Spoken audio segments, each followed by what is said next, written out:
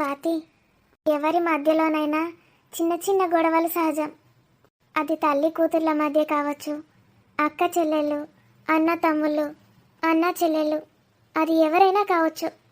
ఏ ఇద్దరి మధ్యలోనైనా భిన్నాభిప్రాయాలు రావచ్చు. దాన్ని అలాగే పట్టించకూడదు, విడిచిపెట్టేసేయాలి.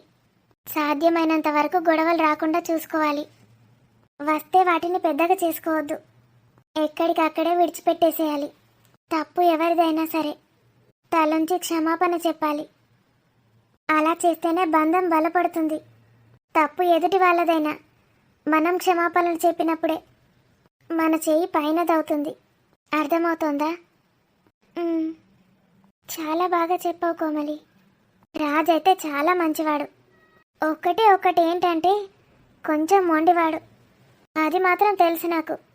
మొండి వాళ్ళు చిన్నపిల్లలానే ఉంటారు. మనం ఎంత వద్దంటే ఇంకా మొండికేస్తారు.